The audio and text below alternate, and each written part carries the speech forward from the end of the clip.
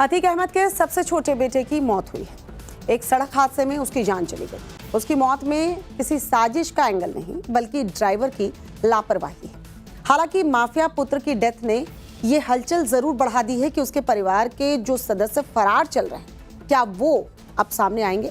इशारा अतीक की बेगम की तरफ है, जो अपनों के मरने पर भी अंडरग्राउंड ही रही।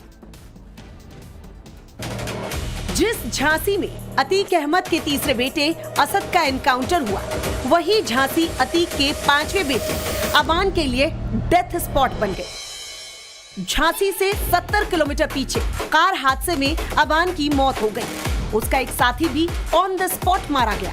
बताया जा रहा है कि अतीक का सबसे छोटा बेटा 4 दोस्तों के साथ झांसी जेल में बंद अपने बड़े भाई अली अहमद से मुलाकात करने जा रहा था। कार डिवाइडर से इसलिए टकराई क्योंकि ड्राइवर को झपकी आ गई थी और करीब 100 किलोमीटर की रफ्तार से दौड़ रही गाड़ी पर वो कंट्रोल नहीं रख पाया। मौके पर पहुंचे स्थानीय लोग और पुलिस ने दरवाजा तोड़कर सबको बाहर निकाला, लेकिन अगला हिस्सा बुरी तरह से चकनाचूर होने से अतीक परिवार में आई इस अनहोनी को टाला नहीं जा सका। पुलिस के मुताबिक अबान के हाथ पैर टूट चुके थे, उसके सिर में गंभीर चोटें आई थी। ज्यादा खून बहना भी मौत की बड़ी वजह बना। इस पूरे हादसे की खबर प्रशासन के जरिए अतीक फैमिली को भिजवा दी गई। जितने भी सूचना देना है सबको सूचना भिजवाया गया है। प्रयागराज में को हमारे पुलिस प्रशासन उनको भी सूचना हमने भिजवा दिया है। सूचना पहुंच भी चुका है। जो भी लोग हमसे समन्वय स्थापित करेंगे या जो भी बात करेंगे आपको अवगत कराएंगे। अबान की मौत के बाद उसका भाई एहजम झांसी पहुंचा, मगर बाकियों को लेकर अब तक सस्पेंस बरकरार है। क्योंकि माफिया फैमिली को देखा जाए तो अतीक अहमद मारा जा चुका है। शाइस्ता परवीन 3.5 साल से फरार है। अतीक का बड़ा बेटा मोहम्मद उमर किडनैपिंग और रंगदारी केस में लखनऊ जेल में बंद है। दूसरा बेटा अली अहमद झांसी जेल में करवटें बदल रहा है। तीसरे बेटे असद का झांसी में एनकाउंटर हो चुका है। चौथा बेटा एहजम इन दिनों पढ़ाई कर रहा है। अब चर्चाएं चल रही है कि अबान को प्रयागराज के कसारी मसारी में अतीक अहमद की कब्र के पास ही सुपुर्दे खाक किया जाएगा। लेकिन सवाल है, ऐसा कौन करेगा? क्योंकि चाचा अशरफ भी इस दुनिया में नहीं है और चाची ज़ैनब फातिमा फरार है। जिस तरह के वीडियो अतीक के छोटे बेटे अबान के वायरल होते रहे, उससे यही अनुमान लगाया जा रहा है शायद पुलिस की वजह से अंडरग्राउंड चल रहे आरोपी सामने न आए। बस ये है कि हमारे भाइयों को मिट्टी में आने दिया जाए। एक तरफ माफिया अतीक का कुनबा टूट रहा है, दूसरी तरफ योगी आदित्यनाथ का हंटर चल रहा है। अतीक की फैमिली से फरार लोगों को पकड़ने के लिए पुलिस लगातार दबिश दे रही है। उनकी संपत्तियों को जब्त किया जा रहा है। अतीक अहमद की 110 करोड़ की बेनामी संपत्ति गैंगस्टर एक्ट के तहत कुर्क हो चुकी है। उससे पहले 345 करोड़ रुपए की 34 अवैध संपत्तियां भी जब्त की जा चुकी हैं। 13 बैंक खातों में जमा 1 करोड़ 14 लाख रुपए सील किए जा चुके हैं। माफिया परिवार को लेकर प्रयागराज प्रशासन की तैयारी और भी बड़े स्तर पर चल रही है, क्योंकि इनपुट यही मिल रहे हैं कि अतीक के गढ़ मरियाडीह में रंगदारी का खेल जारी है।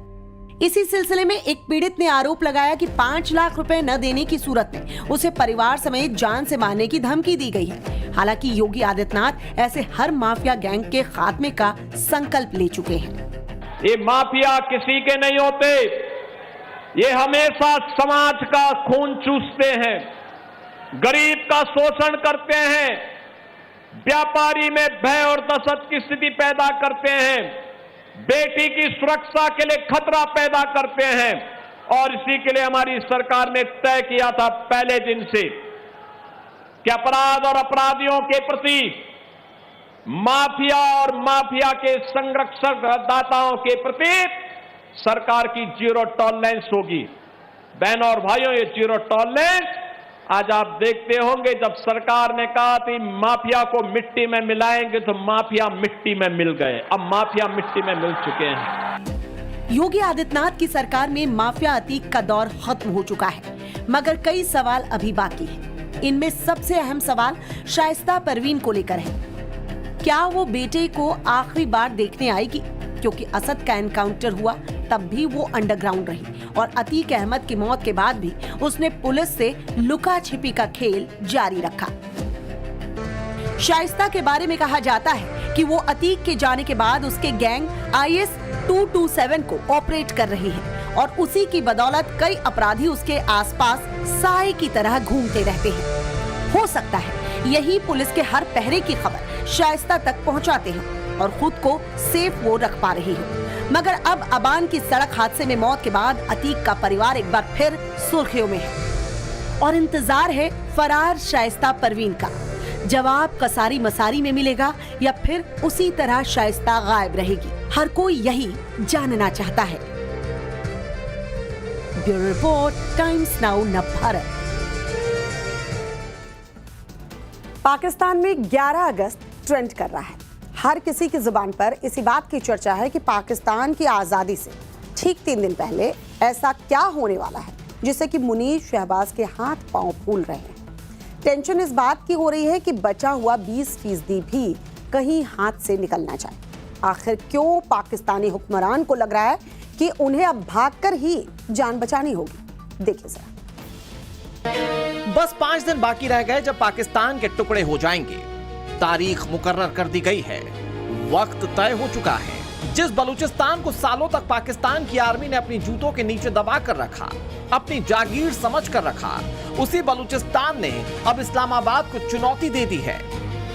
एक तरफ POJK में विद्रोह की आग अब तक शांत नहीं हो पाई, तो दूसरी तरफ बलूचिस्तान ने अलग टेंशन दे दी है। बलूचिस्तान लिबरेशन आर्मी ने सालों के संघर्ष के बाद मुनीर की आर्मी को उसकी औकात दिखा दी। अब ना तो शहबाज कुछ कर पा रहे हैं और ना तो फील्ड मार्शल मुनीर की फौज को कुछ समझ आ रहा है। मामला हाथ से निकल चुका है। पाकिस्तान के इतिहास की दूसरी तारीख लिखे जाने की तैयारी हो रही है जब पाकिस्तान के टुकड़े होंगे। 1971 में बांग्लादेश के बाद बलूचिस्तान के तारीखी ऐलान के बाद पाकिस्तान के बिखरने का अध्याय फिर से शुरू हो चुका है। POJK, खैबर पख्तूनख्वा और बलूचिस्तान के बाद अब सिंध से भी विद्रोह की आग भड़कने की आशंका तेज हो गई है। मुनीर आर्मी के होश उड़ गए हैं, सिचुएशन आउट ऑफ कंट्रोल हो चुकी है। मुनीर को जिस फौज पर घमंड था उसे आवाम गालियां दे रही है। पाकिस्तान की आवाम पूरी सच्चाई जान चुकी है। अब मुनीर एंड कंपनी का बोरिया बिस्तर बंधना तय माना जा रहा है। पाकिस्तानी हुक्मरान और खासकर फौज की इन्हीं करतूतों के चलते आवाम का भरोसा टूटा। इसका नतीजा पाकिस्तान के टुकड़े होने तक बात पहुंच चुकी है। पाकिस्तान के लिए ये अलार्मिंग सिचुएशन है कि हुक्मरानों ने अपनी आदत नहीं सुधारी तो अभी सिर्फ बलूचिस्तान ने आजादी का ऐलान किया है। धीरे धीरे पाकिस्तान इतिहास की दूसरी तारीख लिखे जाने की तैयारी हो रही है जब पाकिस्तान के टुकड़े होंगे। 1971 में बांग्लादेश के बाद बलूचिस्तान के तारीखी ऐलान के बाद पाकिस्तान के बिखरने का अध्याय फिर से शुरू हो चुका है। POJK, खैबर पख्तूनख्वा और बलूचिस्तान के बाद अब सिंध से भी विद्रोह की आग भड़कने की आशंका तेज हो गई है। मुनीर आर्मी के होश उड़ गए हैं, सिचुएशन आउट ऑफ कंट्रोल हो चुकी है। मुनीर को जिस फौज पर घमंड था उसे आवाम गालियां दे रही है। पाकिस्तान की आवाम पूरी सच्चाई जान चुकी है। अब मुनीर एंड कंपनी का बोरिया बिस्तर बंधना तय माना जा रहा है। पाकिस्तानी हुक्मरान और खासकर फौज की इन्हीं करतूतों के चलते आवाम का भरोसा टूटा। इसका नतीजा पाकिस्तान के टुकड़े होने तक बात पहुंच चुकी है। पाकिस्तान के लिए ये अलार्मिंग सिचुएशन है कि हुक्मरानों ने अपनी आदत नहीं सुधारी तो अभी सिर्फ बलूचिस्तान ने आजादी का ऐलान किया है। धीरे धीरे पाकिस्तान कई टुकड़ों में बिखर जाएगा। Bureau report, times now Navbharat.